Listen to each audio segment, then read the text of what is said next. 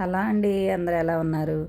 ఈ సమ్మర్లో మనం వేడివేడిగా ఉంటుంది కాబట్టి చల్లగా ఈ ఆరెంజ్ ఫ్లేవర్తో నేను సబ్జా గింజలతో జ్యూస్ ఎలా తయారు చేయాలో చూపిస్తున్నానండి. ఇది చాలామందికి చాలా వరకు తెలుసు. తెలియని వాళ్ళు ఉంటే మా వీడియోని అయితే సేవ్ చేసేసుకోండి.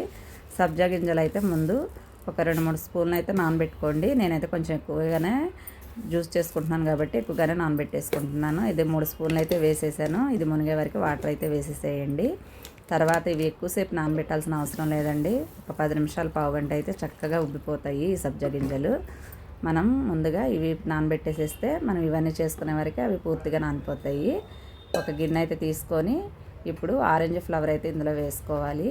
నేనైతే ఆరెంజ్ ఫ్లవర్ తీసుకున్నాను. మీకు ఏ ఫ్లేవర్ ఇష్టం ఉంటే ఆ ఫ్లేవరు ఇలాగా ఇప్పుడు రెడీమేడ్గా దొరుకుతాయండి.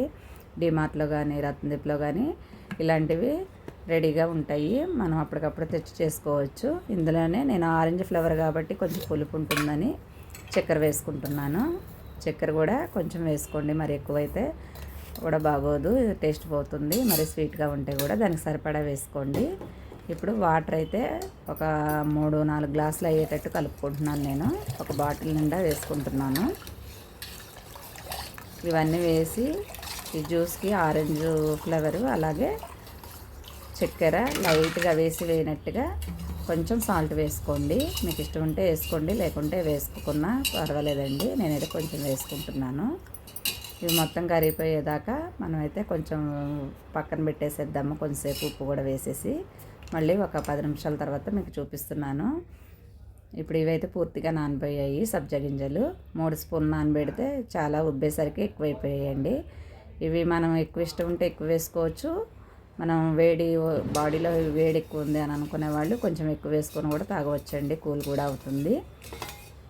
ఎవరన్నా మన ఇంటికి సడన్గా గెస్ట్లు వచ్చినప్పుడు కూడా ఈ జ్యూస్ ఇచ్చేసేయచ్చండి. ఎందుకంటే ఈ సమ్మర్లో టీలు కాఫీల కంటే ఇది కొంచెం సేపు ఫ్రిడ్జ్లో పెట్టేసి తాగితే చాలా బాగుంటుంది. ఇప్పుడైతే రెడీ అయిపోయిందండి, అంతా కలుపుకున్నాను. ఫ్లేవర్ కూడా మనం వాటర్కి తగ్గట్టే వేసుకోవాలండి, మరి స్వీట్గా కూడా వేసుకోకూడదు.